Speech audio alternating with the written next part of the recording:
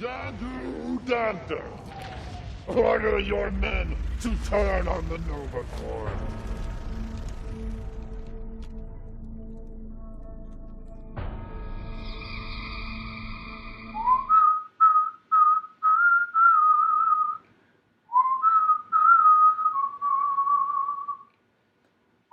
Enough nonsense, Ravager! Time to...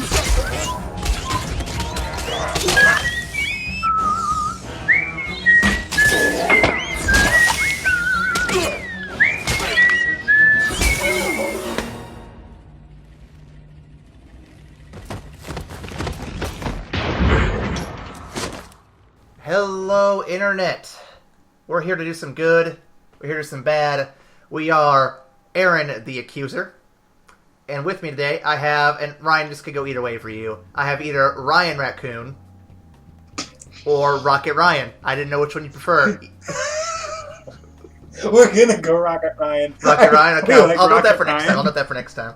I really like Rocket Ryan. It's cute. I like it. Good. Welcome. It's good. Welcome to After Credits cast, where we talk about movies, and we're doing the MCU countdown. In case you guys are just now catching up on that one, you missed the last. How many episodes have we done? Shit, this is like 8. Oh 8 episodes? Lord, for real? Let's see. There's a 5 original. 6 original. I forgot about Captain America. Then after that, there's Iron Man, Thor. Shit, this is 9. Yeah. Holy crap. We're doing pretty good. 9 movies in. If you are just now realizing we're doing an MCU countdown, welcome to the show. Glad you caught up. So today we're talking about Guardians of the Galaxy, which I would argue is probably my favorite movie of the bunch, or at least in contention for my favorite. I bounce back and forth between a couple different ones. But yeah, we're in space. We're gonna have some fun with this. Ryan, how's your week been? Pretty damn good. I am hella hype for this coming weekend. Oh yeah, this is a Black Panther launch week for us, isn't it? Apparently, the greatest fucking Marvel film of all time is about to come out in a few days, and I'm very excited. So, I want to discuss this when we get to Black Panther, because this issue I've seen crop up in a few different spots. But I want to hint at it here, because it bugs me, and I hate that I have to wait, like, another month and a half before we can talk about it, like, legitimately. I tell you what, we'll make a quick aside next week on holy shit, it actually lived up to the hype, and then we'll save the rest. Right. Just a quick hint, though. So I've been on Twitter seeing the various articles that are out from news outlets and various critics saying their early praise about the film. And I love the reactions I've seen from some people who are just like, why is this considered a movement? Because you guys are drawing this line in the sand about race. It doesn't have to be, it's just the movie, guys. I'm like, you guys saw Get Out last year, right? You guys know this is kind of in the same line as that. This is the first major, for lack of a better term, this is the first major film, aside from Get Out, within the past few years that has an all-black cast, black director, black writer, all of this stuff with a big budget behind it, this much marketing. It's a big deal, guys. Let's stop mincing words here and just admit to it. It's a big deal. You guys don't see it as a big deal because the default for you is the same thing every time. So, you know, the same chiseled, brown-haired white dude as your hero getting the girl, saving the day. That's the default for you. This is something wholly different. So let's just admit it here, guys. This is a big deal. And it's important that people get that. I mean, it's like, we don't have, like, I can damn near count on one hand the number of movies that really, like, feature, like, a prominent an all African American cast. I mean, Jesus. And the fact that it's getting this big of a budget, and it's, like, this prominent of a film in the Marvel, like, cinematic universe, which is a multi-billion-dollar, like, machine at this point. So the fact that we're getting an all African American cast is fantastic. But if it goes so far as to be, like, an actual amazing movie, goddamn. Well, goddamn. Specifically, I've seen 2 tweets that drive me up the wall. I'm going to say him here, and then we're going to get into Guardians of the Galaxy, because we don't want to spend too much time not talking about the movie we're supposed to be talking about. I know. Just excited. The first tweet is from someone who was talking about critics saying, if you are white, you cannot actually give a review for this movie, because you will, there's no if, you will have some bias either towards or against African Americans, and ergo your review is compromised. I saw that, I'm like, what? Man, what? The other one I saw. What? The other one I saw was from. It looked like an older person, another white person, but an older person this time, and they were saying that they don't feel like they can go watch the movie opening week like they want to because they're worried they will quote unquote take the black joy out of the room, and I'm like, what? Go see the movie! Stop doing this to yourself. You're making yourself look like a jackass. This fucking people Ryan, fucking baffle me. Ryan, God damn Ryan, it. I don't want to come off as an SJW, okay? Because I hear that's a big thing on the internet people don't want to be. Whatever that is. I'm assuming it's like a social justice dynasty warrior kind of thing. But, Ryan, as a friend of mine who is of a different ethnicity, I must ask you, is representation in movies important to you?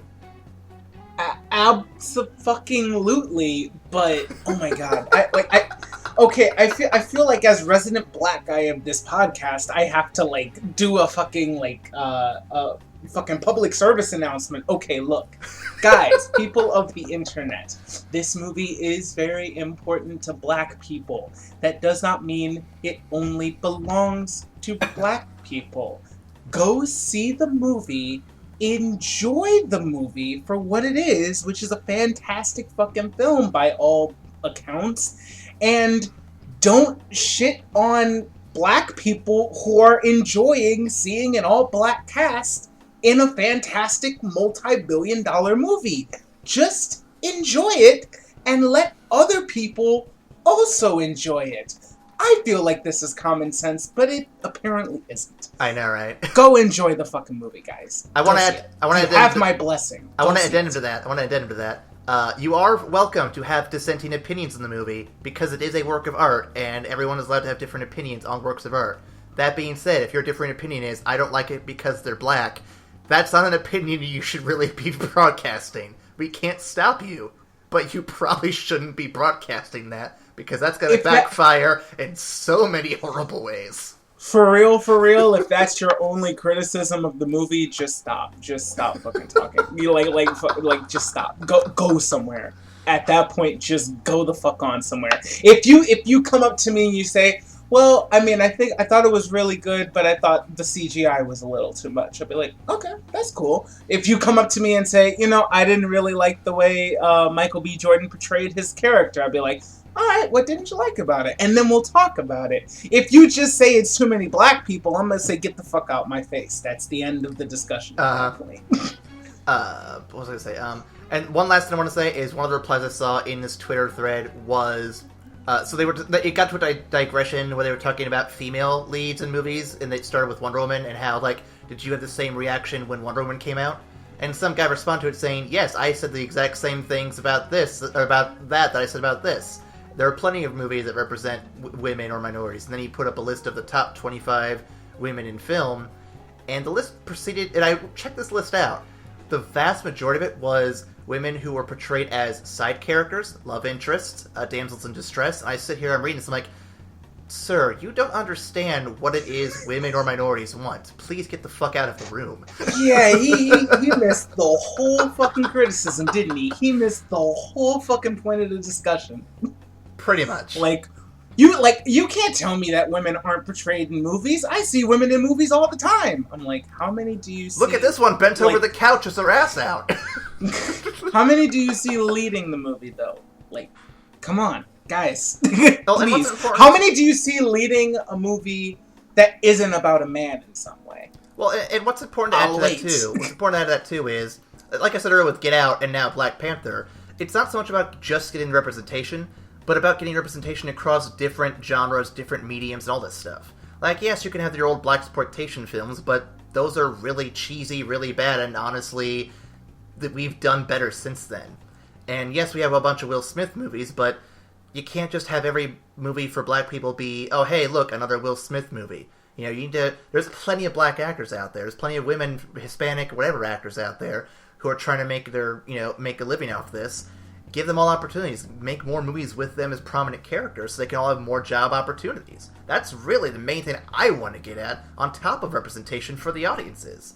But today we're going to be talking about a green person, a white dude, a raccoon, a tree, and what's the last one? A wrestler in a bunch of makeup. Thus ends our 8-minute diatribe on Black Panther in our Guardians of the Galaxy podcast. I thought it was a good way to bring it back.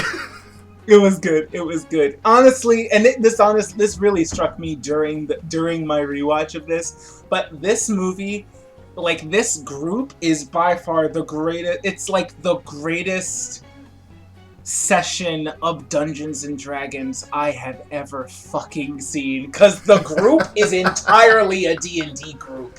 You have your main character, who is a bard. I'd say he's more of a rogue, honestly. No, he like the fact that have you seen his sleight of hand skill? He rolled a 20 on that pretty hard. Sleight of hand, like no lie, sleight of hand is good, but his emphasis on music, his like heavy ass charisma, and like bards have expertise too. Bards are really skilled as well. He's a bard. So then, is Batista a barbarian or is he a fighter? Because I feel like Gamora would be the fighter or a ranger. Gamora is the monk. Batista is the fighter. Well, hang on. But here's my argument, though. Batista can fly into a rage, which is what barbarians do. And in the case of Gamora, she actually uses a lot of weapons, which I know monks can do, but they monks are all trained in weapons. But I mean, she has a good variety of weapons. I feel like that definitely fits a fighter class.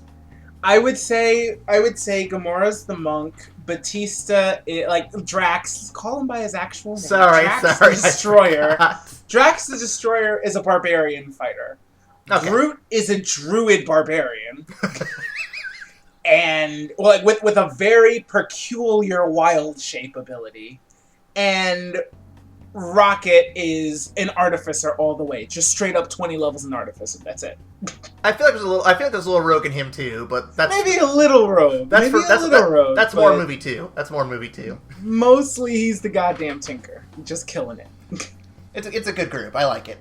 I love it. I was watching it, and then I had that thought, and then I could not shake the thought for the entire rest of the movie. I'm just like, yeah, no, that's what's happening.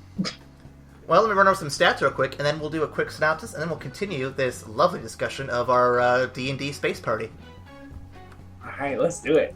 Alright, so this movie came out August 1st of 2014. It feels like such a long time ago, but it really wasn't. The director is the miraculously awesome James Gunn. Love this man. He's great. It was written by James Gunn and Nicole Perlman.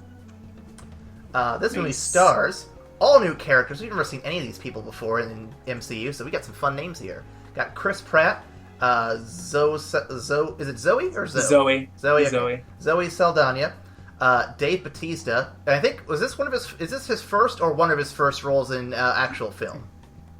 I want to say it's his first prominent role. He might have been in a WWE movie.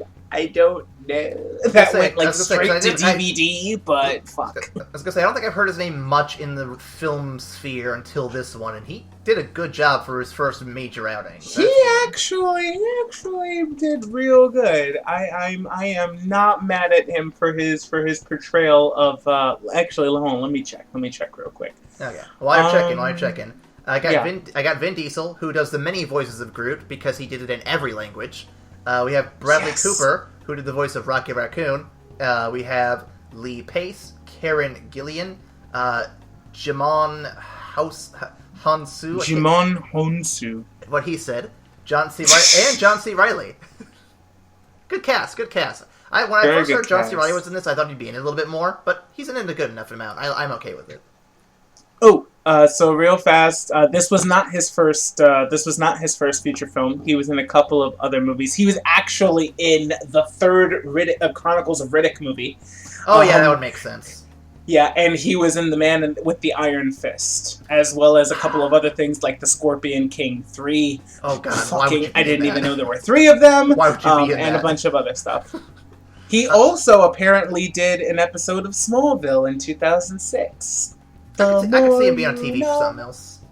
Yeah. But yeah, no, I didn't realize he was in The Man with the Iron Fist. That's one of the movies that's on my list I wanted to see when it came out, and it never came out here, so I'll have to go check it out one of these days. I still gotta check that out. You're right. Let's go to the box office numbers here. The opening weekend is 94,320,000. The domestic box office total was 333,176,000. And our final total for worldwide is 773,328,000. For a film that had no build-up to it, for characters that no one knew that existed until this movie, that's pretty damn good. Yeah. I remember going and seeing this in the theaters, and I honestly had no idea what to expect because nobody really knew Guardians of the Galaxy, and it blew me the fuck away. Like to take for all intents and purposes, like as close to an original IP as you can get into a movie and have it be that fantastic. Kudos, guys. Kudos. You fucking rocked it. I gotta say that prior to this film, my only experience with Guardians of the Galaxy was Rocket Raccoon in Marvel vs. Capcom, and the one episode they showed up in on Earth's Mightiest Heroes. And in that episode, they were really stiff and boring, so I didn't have high expectations at first. But when I saw the trailers and the music and all that, I'm like, okay, they've changed a few things around. Let's see what this turns into. And I couldn't have been happier with this. This is perfect right here for me when I saw it, because I think this was just before Star Wars was brought back into prominence by Disney, so we didn't really have any big space adventures going on at the time of this caliber, and this one definitely filled the void that was definitely needed to be filled. Yeah, you're right. Actually, now that I think about it, yeah. So yeah, let's go ahead and finish up real quick. It is number 3 of 2014. Last week we said it was just above Winter Soldier. It's also just behind The Mockingjay.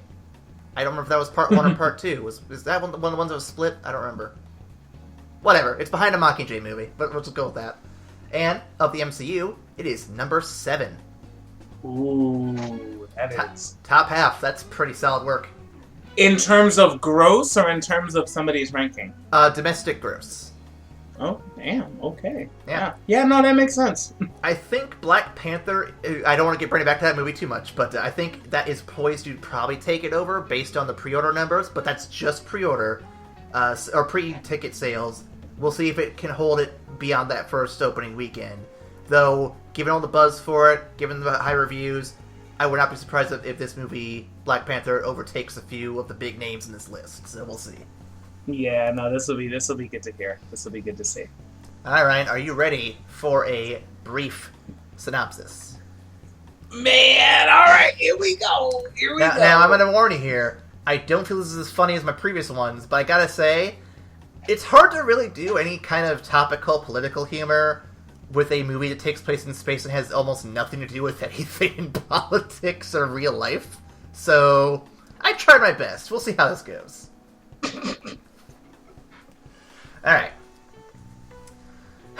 The year, 1988. A young boy, Peter, loses his mom from what is believed to be cancer, but the sequel will drastically change the emotional beats of this scene and Peter's arc. Wanting to escape from his emotional hell, he's abducted by aliens, who we learn are the Ravagers led by Yondu. Their job is to take this young man to his space dad, but plans change, which will also be explained more in the sequel. And Peter becomes part of the Ravagers for the better part of the next, not shown on screen, 26 years. We see Peter then as a man-child, obsessing over his jams while he is looking for the MacGuffin Stones. He tries to get his name out there, but no one respects the title of Star-Lord, man. Also wanting the MacGuffin Stone, Thanos, who has hired MC Hammer to go and not touch that stone, but rather bring it to him. Hammer gives a green woman, one of Thanos' illegitimate daughters, to fetch the quest to fetch the stone, because this sounds like work, and that's how he's about, yo.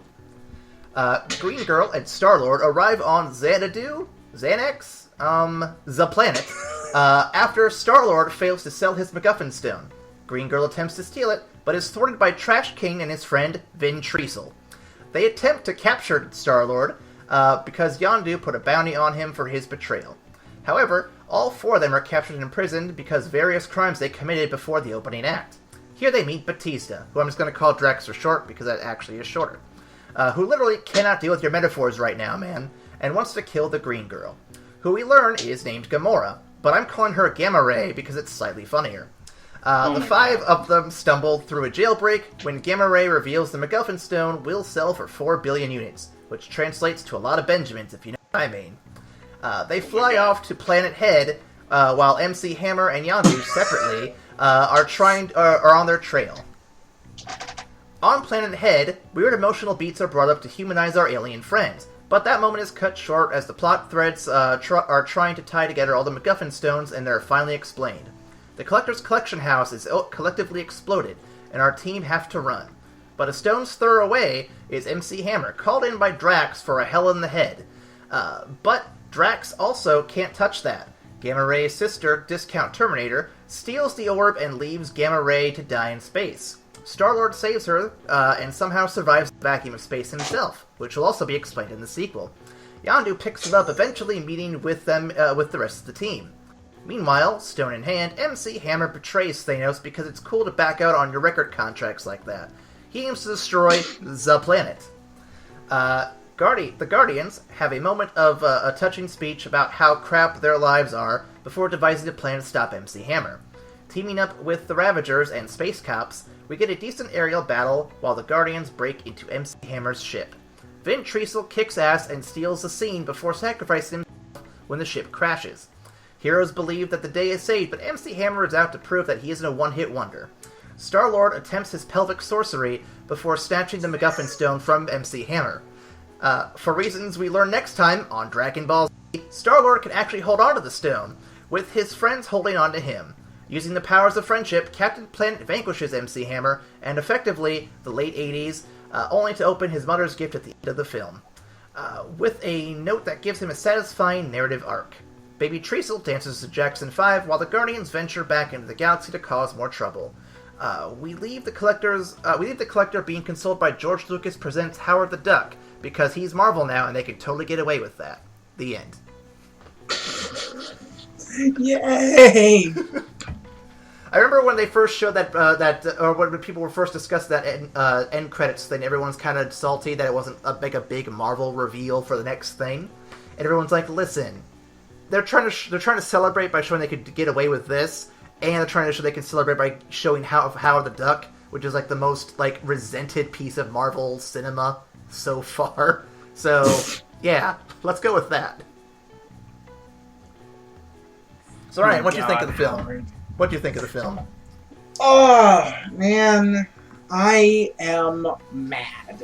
I was upset by this film because apparently it's better than I remember. And I'm kind of salty because I just so this is it's a very interesting phenomenon when you go back to a movie and you like it. You like it when you see it in theaters and it's really good, but then like years removed later you actually watch it outside of that kind of new movie, like, I don't know, atmosphere, and you catch a lot of the kind of the subtle work that went into the movie, and it becomes even better. I can't really tell you other movies that's happened to me. No, I get you. A lot of that is kind of similar to, like, a good example would be, I don't think it matches exactly, but I think a good example is Cabin in the Woods. You go and see it one time, and you're really fascinated by the twist and all that stuff, but then you go back again and watch it, and not only are you aware of the twist, but you're seeing all the mechanics that lead up to it, you're seeing all the little Easter eggs everywhere, and you're suddenly enjoying it on a whole nother level, even more so possibly because of all this extra knowledge you have of what's going to happen. And I think that's pretty cool. And I think while this movie isn't quite in line with how that works, I think it's got a very similar kind of like expansion of enjoyment based on how many times you're going to come back to see it. Yeah. No, I definitely agree with you there.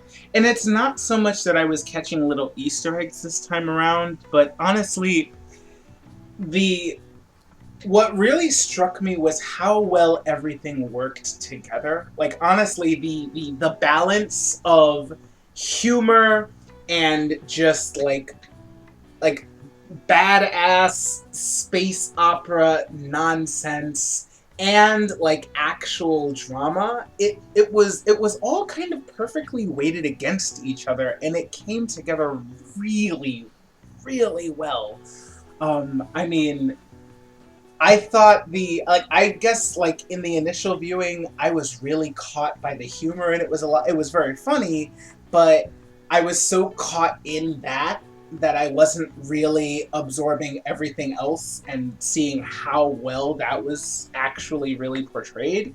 So I loved I kind I the when the line when Rocket is in the bar and he's drunk and he's like pissed, but he's also really sad and he's crying and he's like, I didn't ask to be made. That actually hit me harder this time. And I know all about Rocket's story, I've seen it. But this actually hit me harder, like, just for how well it was set in the movie. So. And to add to that, too, this is the first time any of these characters have ever been portrayed in film. And it's amazing that in one go, they're able to balance out these 5 characters with enough screen time to give each of them a good moment of badassery, a good moment of character development, and just basically show how they bounce off one another. And it's really weird to believe that it took Avengers several films before they could actually think themselves ready to do that with just the main Avengers characters. Justice League can't even do that with all the stuff they got going on. And Guardians of the Galaxy is like, fuck that, we can do it in one movie. Here we go. Well, so I feel like the difference between those two scenarios is that everybody knows Iron Man. Everybody knows who Captain America is and who Thor is. So I feel like they had to balance who everybody knew these characters were and kind of develop alongside of that in order to get it to a place where they could throw everybody together and just have it work. It's definitely a different scenario. Right. I mean, also you wanted to build up hype for like what was going to be like the first multi-movie franchise of its kind at that time. I mean, when they threw out Iron Man, how fucking hype did everybody get who stayed to the end and saw Nick Fury and said, I'd like to talk to you about the Avengers Initiative. How many people lost their goddamn minds just thinking about the fact that they were actually going to do an Avengers film? So I can see the build-up that they wanted and that they needed to have, but with Guardians, they're essentially starting with a blank slate. All right, we're just going to go. Like, a couple of people know these guys from the comics, and that's awesome, but the vast majority of people don't know who the fuck these people are. So it's funny you bring that up because in the comics they aren't really all that popular. Actually, until this movie came out, the Guardians were considered one of the lesser known characters of Marvel, and their roster was always changing. Their stories were always getting rebooted to some extent. So the Guardians were never really all that popular. So when the movie was announced, I feel like a lot of people were surprised that it even was going to happen. And according to James Gunn in a recent interview, he said that if X-Men or the Fantastic Four had already been part of Marvel at that point, Guardians probably never would have happened. I think it was just because they only did it because they had an empty space in the schedule, and they're like, well, a lot of our big heroes aren't really available, and we don't have anything planned for the ones we already have at the moment. Let's try this out, and here we are now. That's really cool. I like it when essentially you try something and like out of nowhere it actually works out really really well. I could if I hadn't heard that, I could have told you, like, I would have said, oh well, they probably planned for Guardians of the Galaxy so that they can really get a great look at the whole cosmic side of Marvel and open up the idea that there's a whole fucking universe out there that humanity is not aware of. We're going to show you the other side of it Because if we're going to have Thanos show up, then it's good to have some background to say, oh, there's a fucking space tyrant that's actually a fucking Titan, and he's coming to wreck our shit. So it makes sense to showcase it. This movie does a fantastic job setting up the cosmic side of things, which is definitely needed. Thor tried doing that a little bit in their films, but obviously it's kind of stuck with the Asgard, Midgard dynamic where it can't break too far from that. So this film definitely allows them to stretch their arms a little bit and be like, okay, listen, here's the rest of the cosmic stuff. Let's show you how crazy this shit is. And they do a great job with it. In a short amount of time, you see all these different worlds, different planets, these different species, this whole jail full of all these different kind of creatures. You see all these different factions involved. You see Thanos isn't just some dude in a chair, but he's like some kind of intergalactic, like, fucking gangster of some sort. It's ridiculous just how much happens here in such a short amount of time. Like, they just blow through it really quick, but the pacing never feels rushed. It actually feels like they do a really good job keeping that pacing pretty steady. Yeah, no, absolutely. I wholeheartedly agree. And I think it's because of the fact that they had such a blank slate to work with that they didn't have to spend a whole bunch of time establishing every single character. Like, the big setup that you get in the beginning of the movie is Peter Quill, and you only need 5 minutes of story to say that this poor, unfortunate boy, his mother was dying of cancer when he was like fucking 9, and he actually watched her die, and in the process of running away from that, he got picked up by aliens. And now he's a space pirate. That's it. That's the entire setup you need. And I love it. Can I just say that if I ever had anything bad happen in my life, I would be picked up by aliens and become a space pirate? I would pay for that, even. Can we make that happen, space people? If you're listening. Seriously. Can we? I mean... Even if it's the Starjammers, I'll take it. They're fine. But no, so... Going back into the characters here a little bit, so... Yes, Star-Lord is pretty much your main character, so he's the one who gets the biggest emotional beats and definitely gets the most background. But the other characters get a pretty decent amount, too. You have Drax, where you get his family's backstory, which takes aspects of the original comics, but definitely switches up a little bit, because the comic version is batshit insane and weird.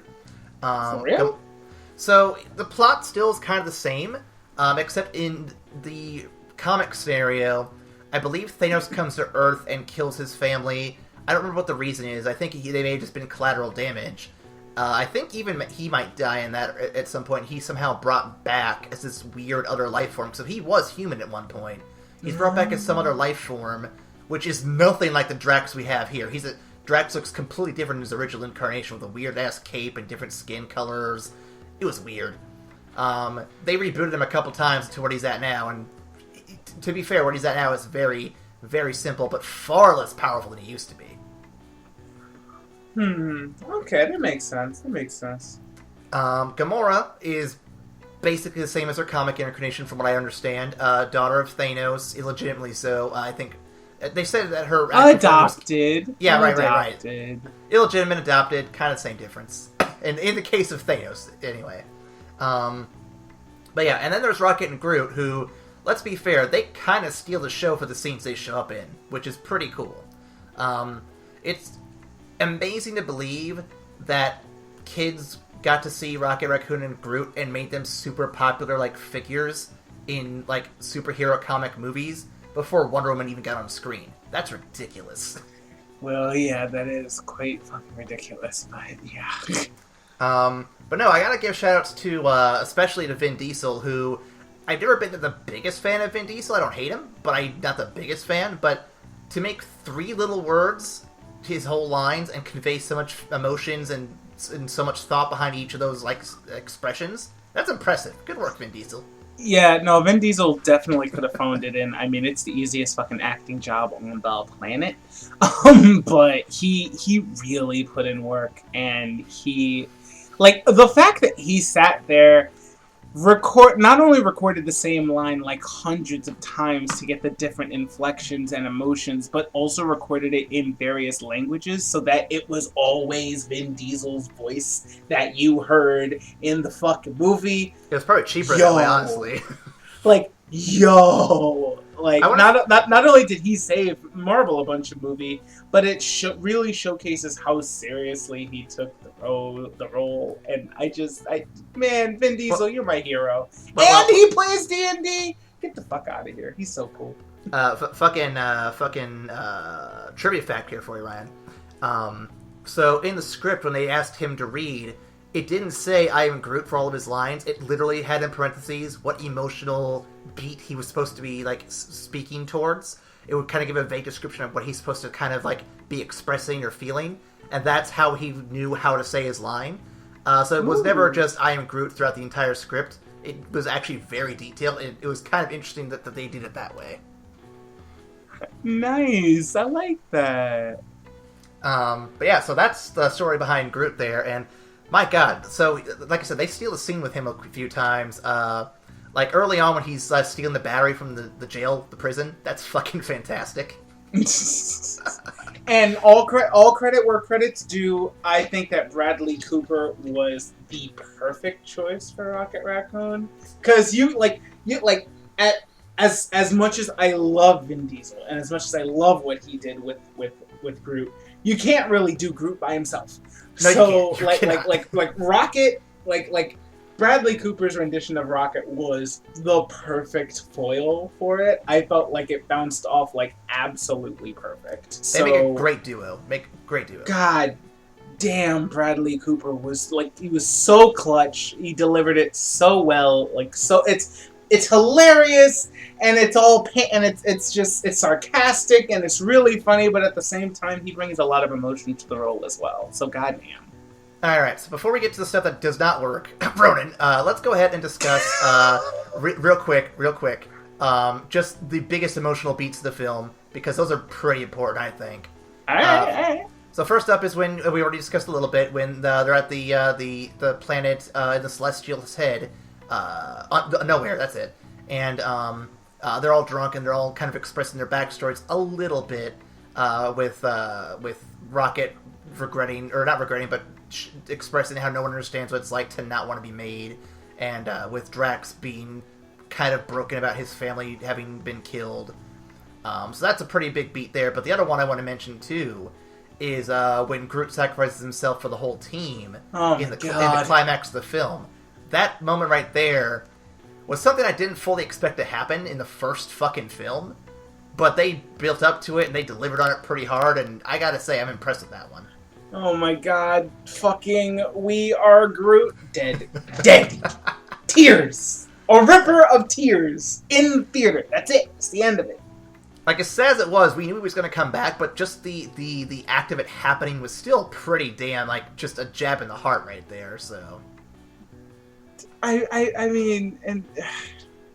It's also really cool to see, because Groot's a complex character. He's actually, as dumb as he is, and I love him, but he's dumb as a prick. As dumb as he is, he's actually really complex. And you see, these moments of, childlike wonder and just joy and hilarity compared to him spearing 8 dudes in the chest with his arm and then using them to beat 20 other dudes while yelling in rage. And that's Groot! That's entirely Groot! And I was actually talking to Amanda. I was actually talking to Amanda when we were watching this movie. I think Groot might have the highest body count of any Marvel character. No, he was killing dudes left and right. Without even reservation. He just went for it. I'm like, okay, you know what, Groot? You're adorable and fun, but stay the fuck away from me. Okay. So, we got those out, right? So, let's talk about Ronan the Accuser real quick. So, when it comes to the Marvel aliens, the Skrulls, the Krees, the Chitauri, all that stuff, I gotta admit, Ryan, I am not a fan of the Kree. I've watched them in the Earth's Mightiest Heroes. I've read about them in the comics. I know that they're the origins to Captain Marvel originally, but I don't know if they're going to change that for the film. Like I said, I'm not a fan of them. I think of the Marvel aliens they have to pick from, they're kind of the most boring ones because they just seem kind of plain for the most part. The Skrulls are definitely way more interesting. I know they couldn't really do them for this film. Yeah, you can't. You gotta work up to the Skrulls. Jesus Christ. I know. But Ronan the Accuser, as big a name as he's supposed to be among the Kree, he just fell kind of flat for me. He wasn't horrible by any means. Did he? I think he was still a little more interesting than Malekith. I think the guy who played the role was at least trying to act the character, but I just didn't really feel like he was too genuine a threat overall. Well, I don't know. So all right, so let's be perfectly honest. Ronan honestly is just there because the movie needed a villain. Oh yeah, no, like I know, straight I know. up, like straight up the core piece of the film is the group. And you couldn't make it Yondu because he's overpowered as fuck. Man, Yondu! Oh my god, we'll talk about him in a little bit. Yondu is the best. But I feel like Ronan is essentially stand-in for, you know, requisite bad guy in a fucking superhero film. But I actually like how overboard he took the character. I mean, like you said, the Kree are kind of bland and just straight-faced and not really super interesting. So I like that he played it kind of overboard. I thought it was really funny. Oh, he was never like terrifying to me. It was just funny to watch him like, I will cure it, and I'm like, yeah, no, okay, I can dig it. It's overblown, but I can dig it. It's just fun, and to see that play off of the goofiness inherent in the Guardians, like, honestly, the best, like, one of the most ridiculous comedic scenes is like towards the very end when Ronan's on the fucking planet Xandar with the fucking Power Stone and he's about to kill everybody, and Peter fucking challenges him to a dance-off, and Ronan's there fucking dumbstruck, and he's like, what are you doing? Like, what are you doing? Like, the first one is perfect, because, like, the second one, of course, he starts getting overblown, like, what are you doing? But the first one, it's almost like he breaks character. It's almost just like, what are you doing? Wait, what's happening right now? It's a distraction, you big dummy. Why are you moving your hips like that? Wait, what? What's happening?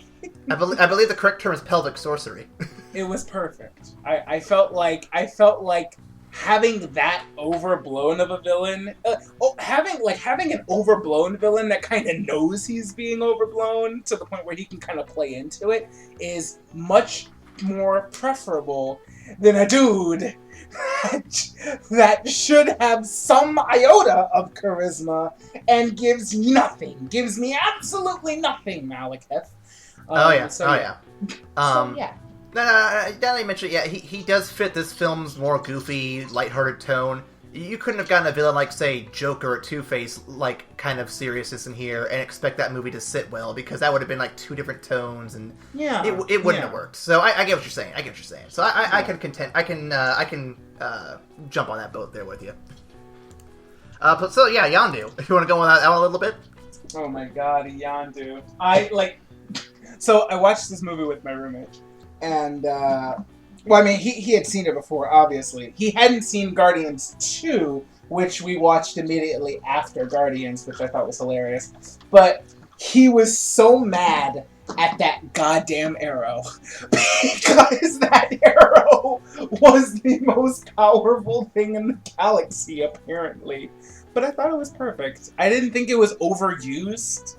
I felt like especially in the first movie, he threatens it just enough to, like, oh, that's a really interesting weapon. Oh, that's a really interesting weapon. And every time he even motions towards it, everybody's like, holy shit, don't do anything. So getting that one scene of him tearing off like a dozen fucking dudes and a ship while whistling a jaunty tune, I felt worked absolutely perfectly.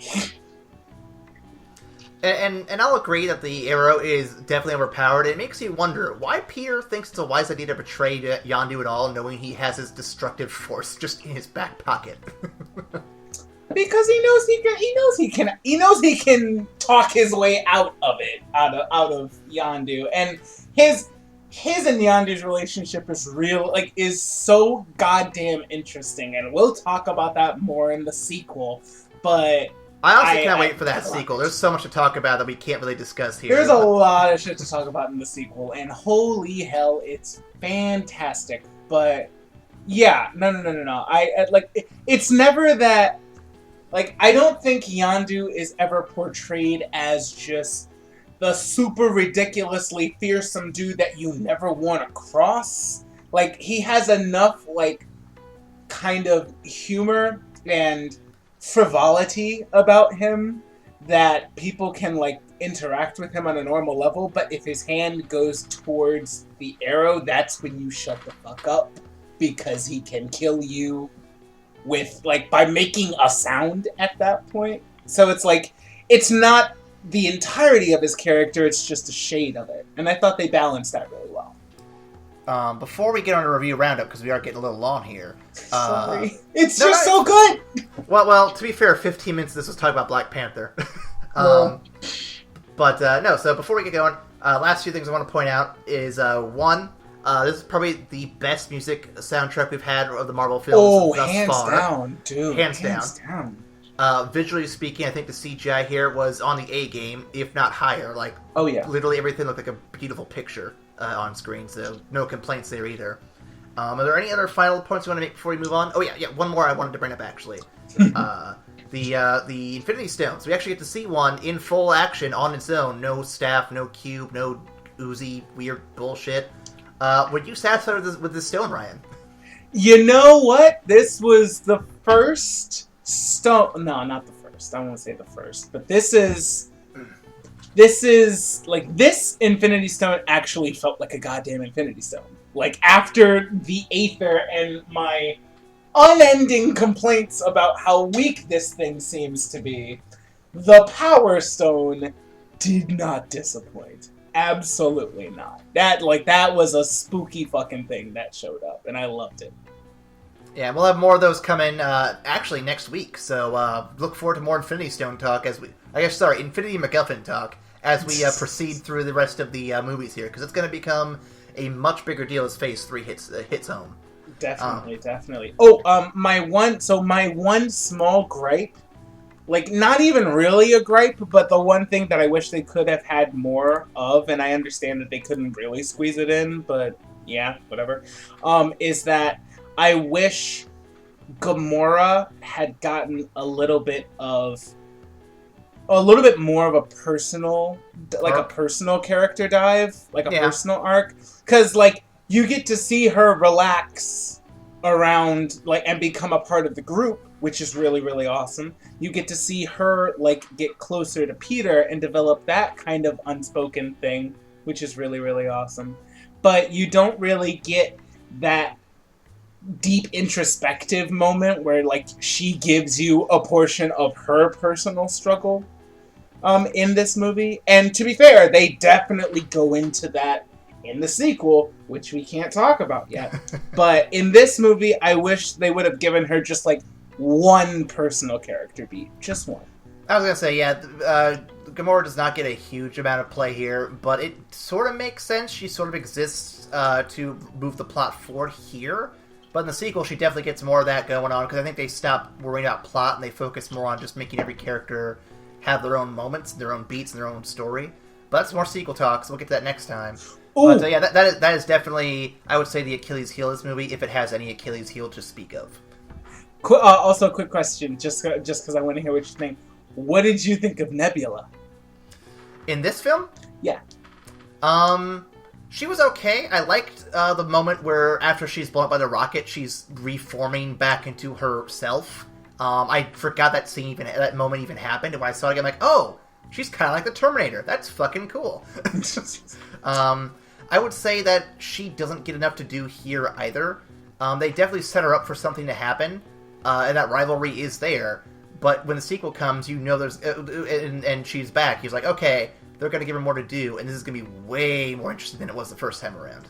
Yeah. It's hilarious because I feel like in terms of personal arcs, they developed Nebula more than they did Gamora, and specifically because they play off each other so well. It's like every time Nebula tries to do something, Gamora's like, nah, I'ma fucking do it. And Nebula just gets to be shady, just gets to be salty as fuck. And like, you only get like 3 seconds of it, but that's it. That's all you need. Like, when Ronan goes and like actually like talks with Thanos about like how Gamora essentially like betrayed them all, and Thanos says, your bullshit has alienated my favorite daughter," and Nebula's just like, wow. And I forgot he dropped that line when I first saw the movie. Seeing it again, I noticed it. I'm like, oh man, she's right there, dude. You know that, right? Like, you have to know that. And the perfect answer to that was that after everything, she gets up and says, "Thanks, Dad. Sounds fair." It's just like, that's it. Like 4 words, and you already know a little bit more about where she sits in like this kind of social structure and how salty she is about it, but how resigned she is to it. And that definitely gets played up a lot more in the sequel, but I thought it was just enough of a taste to make me want to know more about Nebula. So yeah. Have you read the original Infinity War comic at all? I have not. So in the comic, I don't want to spoil. Well, I guess I can't really spoil it because I don't know how much the movie's going to take from it. But there's a moment in the comic where you see this broken down person thing. I don't know what it really is or how you describe it, but it's revealed to be Thanos' I believe sister in the comic, but I think it's for lack of a better term supposed to be what Nebula is. And in there they explain that he's been torturing her with the Infinity Stone, the Infinity Gauntlet, for his own amusement while trying to kill off the rest of the universe to court death. I'm not going to get into all that story for those who have not seen the comic originally. That's a long story I'll get into some other time. But during the battle, Thanos lets his guard down. He puts the gauntlet down because Death asks him to. And this woman, who I'm assuming is supposed to be Nebula, takes it and then proceeds to torture Thanos and tries to kill the universe herself as revenge, forcing Thanos to work with the heroes to fucking fix his problem. And I don't know if they're going to do that in the movie, but if they do, they're really kind of building Nebula up for that. I'd be interested to see if they play with that or not. That'd be cool. I don't expect it to happen, but... Based on what I saw in Guardians 2, I doubt it. But let's save that. Bring that up in the Guardians 2 podcast. Yes. So we'll cut that there for now. We got to get to the review roundup, and I'm going to get really quick. So Ryan, the tomato meter shows 91% for the critics and 92% for the audience. This is probably one of the higher rated ones we've seen in a while. God damn, that makes sense. It does. And then I'll head over to the top critics of Rotten Tomatoes right now. Kenneth Turin of the Los Angeles Times. Blessed with a loose, anarchic B-picture soul that encourages you to enjoy yourself even when you're not quite sure what's going on. The Scruffy Guardians is irreverent in a way that can bring the first Star Wars to mind. That's actually really good. That's actually a really good spot on description of it. Yeah. An irreverent B, like the irreverent soul of a B movie. Oh my god, that's actually really well said. Let's see, what's another one who we follow quite a bit on here? Let's see, what about Michael Phillips of the Chicago Tribune? It's looser, scruffier, and more overly comic than the average Marvel action fantasy. 3 out of 4. That's fair. Right. We'll hit one negative review before we move on. Kyle Smith of the New York Post gave it a 1 out of 4. Guardians of the Galaxy brings to mind some of the most unforgettable sci-fi event movies of the last 30 years. Alas, those films are Howard the Duck and Green Lantern. Hater! Ooh, bite your tongue! What? I can understand Howard the Duck for the cameo. I'm not going to fault him on that one. But Green Lantern, come on, that's fighting words. Those are fighting words. Hater! I will fight you, sir. Pistols at dawn. Let's go. Tom Huddleston reviewed this one. Look at him real quick. We've talked about him a couple times. From Time Out, to misquote Forrest Gump's mother, Guardians of the Galaxy is like a box of chocolates. Or rather, it's like a vast family-sized festive crate of chocolates, all wrapped in the shiniest packaging, all exploding with sweetness and surprises. Nice. Had to end it on a good note, and I actually loved how long that was. It was good. So that's our review roundup. Let's move on to our listener question of the week, Ryan. We're going to get a little serious here for a minute. Oh, boy. So I didn't get any responses. of course, because none of you guys wanted to answer the questions that really matter, but that's fine. Guys. That's fine. This week's question of the week, and I'll cut in. Let me write that down. Actually, where the fuck's my pen? I'll write down 5:54:30 for cut in. So the question of the week this week was: does America, the country, deserve a hero like Captain America? Ryan, I'll let you start with this one. Oh boy, are you sure? Because I can talk a minute on this. Give me a minute. Let's see what you got. All right. So the big point of this question comes from the word deserve. Whether or not that means that, like, are we as a country, like, worthy of such a fantastic hero, like, worthy of such a pinnacle of truth and justice and just good old-fashioned human decency. With a lot of the stuff that's currently going on, and if we're to base it on our current actions, probably not. However, I will say that Captain America represents the ideals that America was founded upon, and like the ideals that the country was like the ideas that the founding fathers wanted to pursue and embody. He embodies all of those, like, he embodies essentially the soul of what America at its core wants to be. And I feel like if you get past all of the bickering, all of the politics, and all of the bullshit, that is truly what America actually stands for, ego aside. So I feel like, and a lot of his conflict comes from the fact that now, in modern times, he is a reflection of just how far the country has strayed away from that, from the general idea of what it was founded on. So, do we deserve a hero like Captain America? Currently, I'm gonna say no, but I believe we can grow to deserve him, because we started out deserving him in the first place. I think my answer is going to be a little different. Okay. So, I'm ignoring the Trump administration. I'm ignoring the government, because I don't think the government should be what decides whether we deserve or not deserve a hero like Captain America, because if you ask any rational person out there, they would agree. I don't think they would agree, but they would definitely have some sentiment that the government isn't working. It isn't the way they want things to go.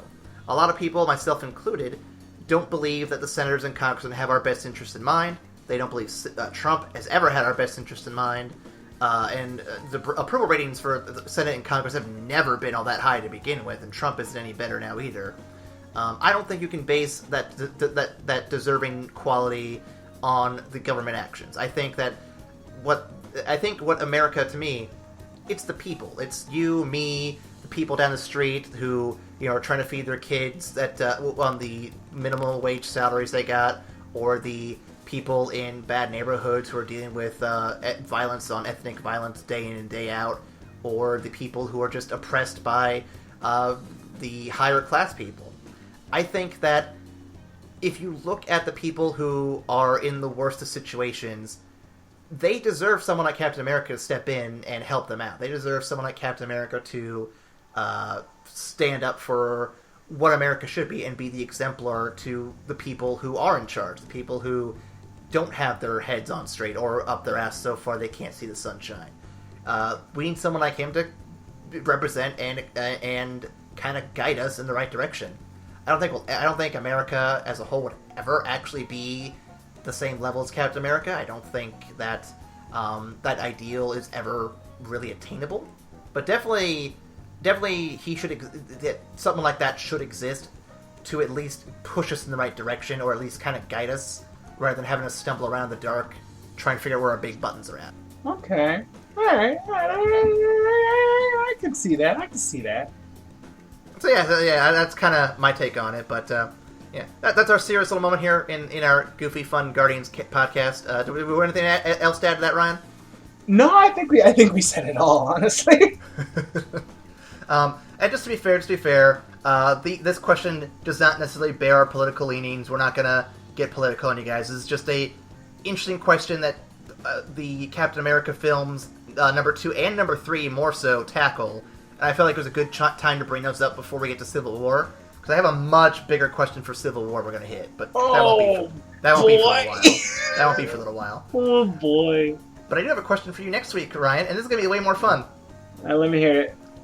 Which song or playlist from the Marvel films do you enjoy most and why? Ooh. Because this movie introduced us to some of the best music that we've seen so far, I felt this was very fitting and a good way to kind of, break from last week's tension. Yes. No. I will think on that one.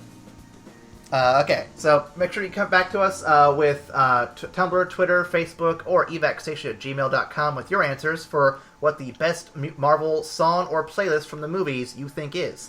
And with that, Ryan, it's time to finally hit up everyone's favorite segment, the Trivia War. Here we are. Oh boy, here we go. I'm getting us on time here. This is the part of the podcast where we ask each other questions, one easy, one medium, and one hard. And we're going to see who the best Marvel lorester is here. Right now, Ryan is leading me by, I believe it is... Shit, where did I put those points at? Here they are. 14-9. He's got a 5-point lead. I intend to catch up this week, everybody, and you'll see how in just a minute. Oh boy. So, Ryan, are you ready for your first question? I am ready, as I will ever be. Alright. First question, Ryan. What are the names of the twins that work for Ultron? Oh, what the fuck? What am I, a moron? Alright, their code names are Quicksilver and Scarlet Witch. Oh my god, if I can't remember these people's actual fucking names. Hold on. Damn it. I mean, to be fair, it's the easy question, so you did get the codenames. I'd be willing to give you the point for that one. Alright, cool, I'll take those! Oh god. The full names, for those who are interested, are Wanda Maximoff and Pietro Maximoff. Wanda and Pietro, Jesus Christ. Wow, it's been that long. The reason I remember that so well is because that's the names they always used in X-Men Evolution. I could never forget that. Wanda and Pietro, of course. I remember Quicksilver would always freak out whenever Scarlet Witch showed up. He's always like, "Wanda, you're here! Oh my god!" For some reason, I couldn't get the name Natasha out of my head, and I'm like, "No, that's Natasha Romanoff, Ryan." Oh, you mean Natalie Portman? Get your ass! Oh my god! Call that one time. All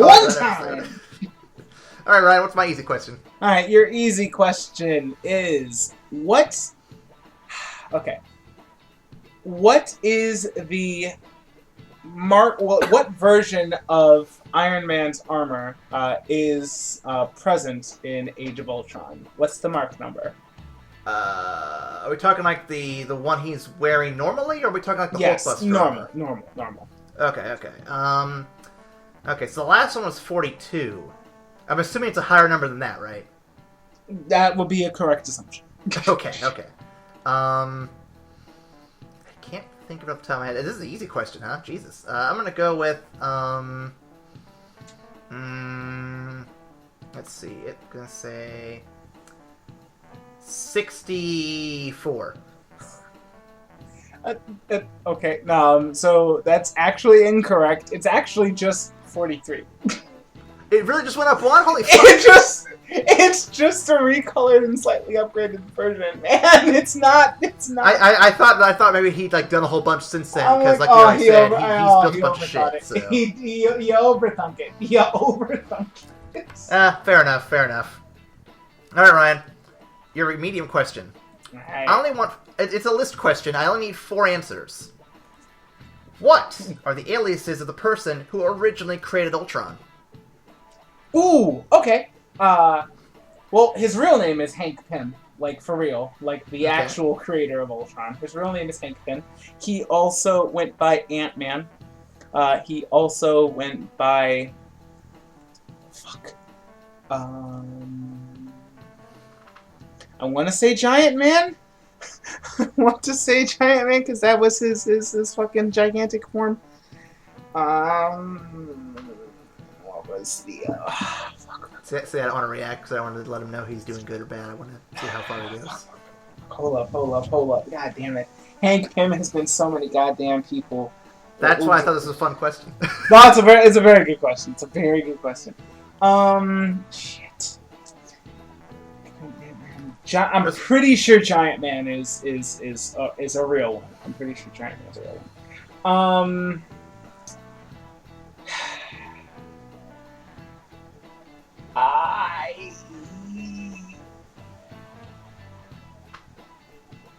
Oh my god, I can't think of any other ones. You're gonna say them, and I'm going to All right. beat myself in the face. So Hank Pym has been known as Ant-Man, Giant Man, Yes. Goliath, Yellow Jacket, Scientist Supreme, and most recently, he's also been known as Ultron himself. Wait, what? Hank Pym became Ultron?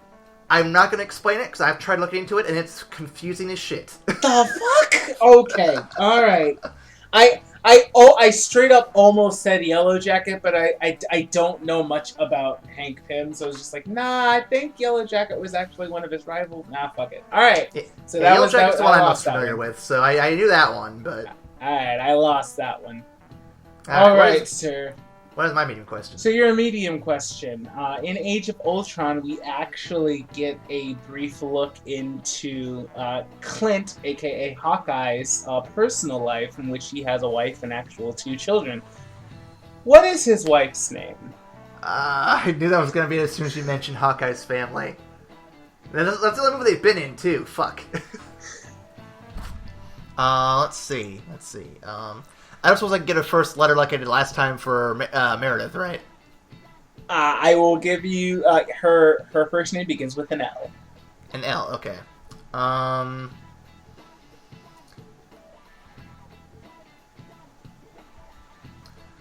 I was going over names in my head, but Larry popped in my head. I'm like, no, that's not the fucking girl name. Fuck up. Larry Burton. I'm gonna go with Lily.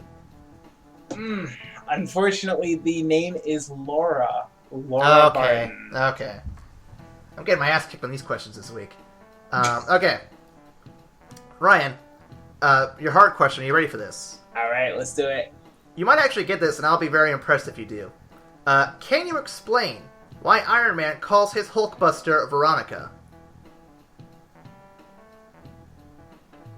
What? Yeah, in the movie, he gives the Hulkbuster armor a codename Veronica. Can you explain why he does this? What the? Veronica? Holy Yeah. shit, hold on. Yeah. Hold on.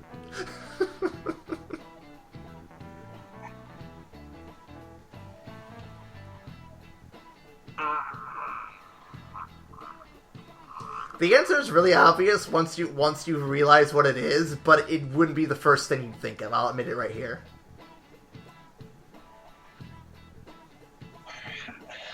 I'm trying to rack my brain just like what relation this has to Bruce Banner, the Hulk, Veronica.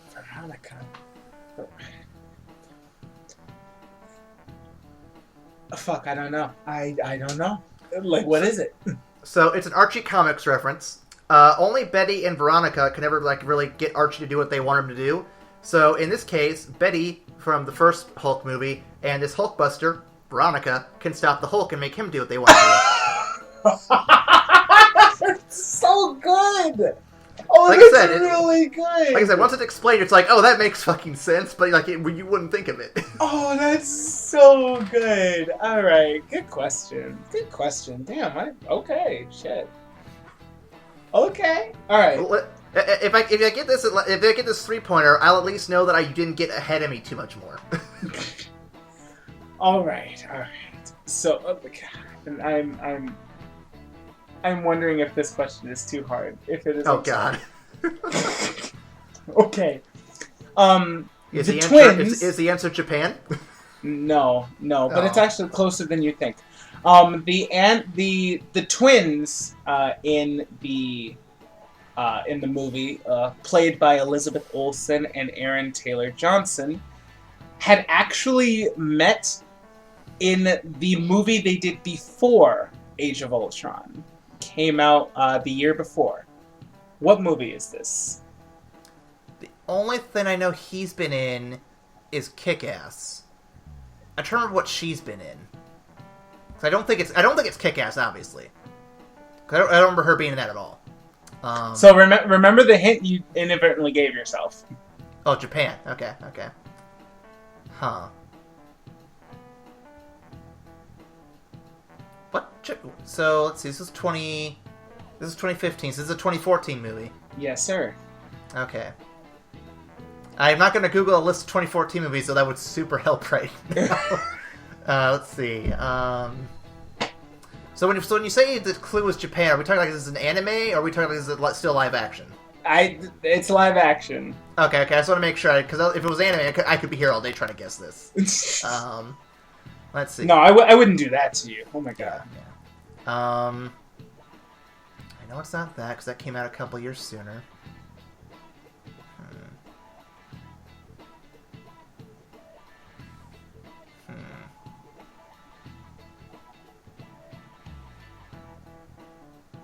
Shit, I'm trying to think of what it would be now. Because the first that comes to my mind is Scott Pilgrim, but that was years ago, and I don't think either of these two are in it. That's the one thing I think of when I think of Japan-ish style movie, almost. Yeah, nah. I know. That would be the wrong year. That's why I'm a little stumped. I'm pretty sure when I hear it, I'm going to be like, fuck, why didn't I think of that? But I can't think of what it would be at the moment. Are you passing, sir? I'm going to have to pass. I don't have any way to figure this one out. Alright, so they actually met while filming the 2014 release of Godzilla. That's the one with Bryan Cranston in it, right? Yeah. So I'm gonna admit I didn't see that one. I really wanted to, but then I heard that You didn't see it? I heard that Bryan Cranston wasn't in it very much, and that Godzilla didn't show up until like way late in the movie. And I'm like, okay, I might pass this for now and come back to it later. And then I never. Oh man! So when I picked the question, I was like, oh well, dude, no, Aaron's obviously seen Godzilla, so yeah, I feel bad. I feel bad. I'm a bad Godzilla fan. I'm a bad. Aww. I feel like an asshole. That was a really hard question. I'm sorry. You're fine. You're fine. So right now, Ryan's ahead of me. Wait, what was he at before? He was at 14. Okay, so it's 15-9. So I have to get every question right next week, and he's got to get every question wrong for it to be a tie game. So it seems like Ryan's gonna win. Oh wait, no, actually, we have two movies, so I still have a chance. I'm not gonna worry about it yet. Yeah, what we have we have Ultron next week, and then we have Ant-Man. Yeah. It's weird to end this on Ant-Man. You'd think this would have ended on Ultron, but yeah, seriously, it's weird. But no, so yeah, no, I got two more movies to catch up on, and if we're lucky, I might get a guest lined up for next week, who may or may not be Nicole. We'll see. To bring in more tiebreaker questions, we'll find out. Oh man! Oh no! What a surprise! To be fair, that hurt me last time, so I might not do that. Yeah, if you think I'm an asshole with the questions, Nicole is. Oh god, Nicole's brutal. Nicole is on some next level trivia nonsense. With that, Ryan, we're down to the final segment of the week, which is our the list. It's the list of Marvel movies. We rank them from best to worst, worst to best, to determine what the best Marvel movie of all time is. Last week we said Winter Soldier was our number one, and Iron Man 3 is currently our bottom ranking movie. So Ryan, right now, you said that you like this movie better than you originally thought you would, or you remembered it. Where would you place it based on that right now? I'm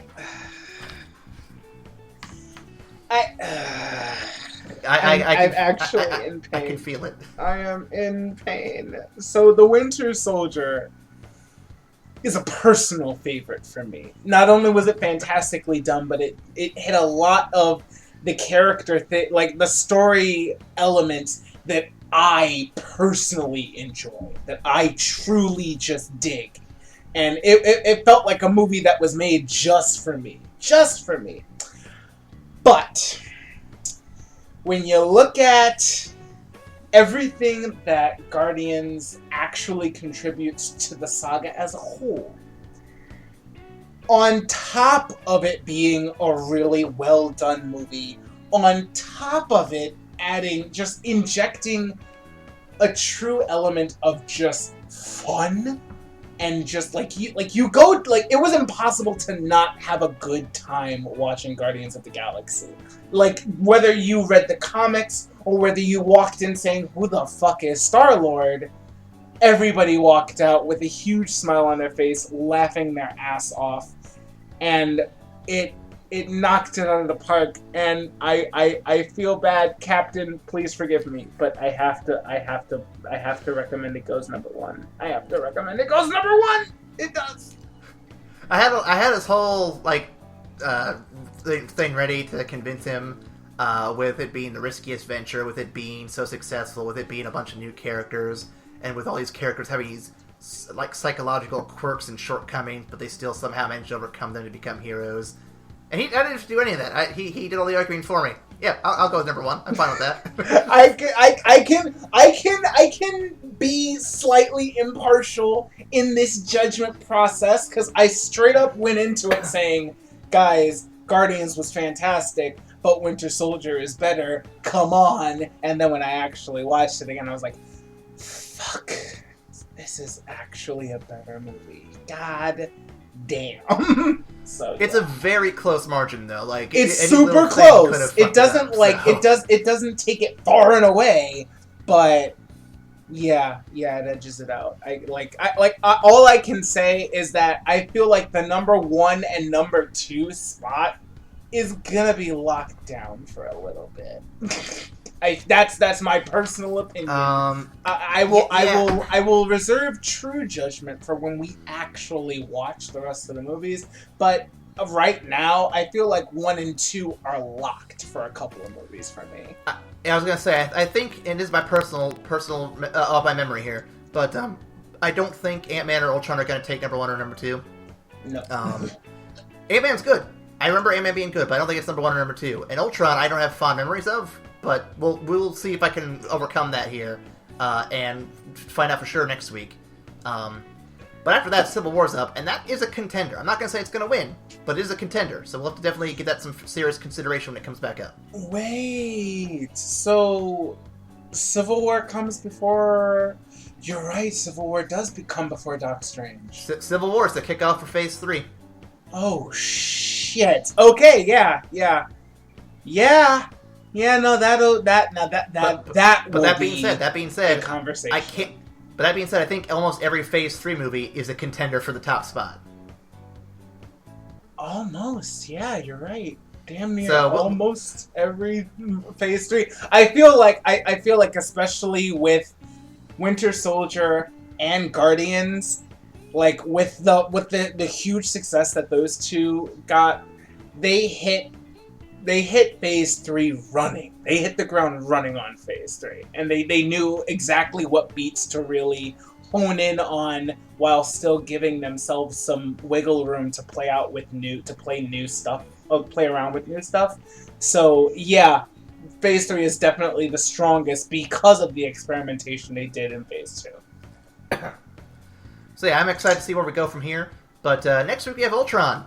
And Ryan, my expectations are low, but I'm ready to see if after all these years I have finally come over my my less than excited opinions about Ultron. How about you? You know what? I've been surprised enough times in this project that we're doing that I'm gonna try and go in just honestly with a clear and open mind. I have not seen Ultron in literally years, so we're just gonna go and see what the fuck is up with it, honestly. Alright then. Well, I apologize to the audience for running a little long, but we had to get a little bit of Black Panther digression out of the way, and Guardians is a big movie, a lot of stuff happening. Couldn't really shorten it any more than we tried. But we got through pretty quick. So thank you for watching. Thank you for listening. Make sure you follow up with us on Tumblr, Twitter, Facebook, and if you want to respond to any of those questions we asked you, or the ask us more questions for the trivia, or if you want to give us your favorite movie from the Marvel Cinematic Universe, you can reach out to us in those social media sites, or, again, evacstation@gmail.com. Next week, Ultron, and trying to think if there's anything else. I think that's all the administration stuff to hit up today. So, so. yeah. So we'll see you after the credits. Bye.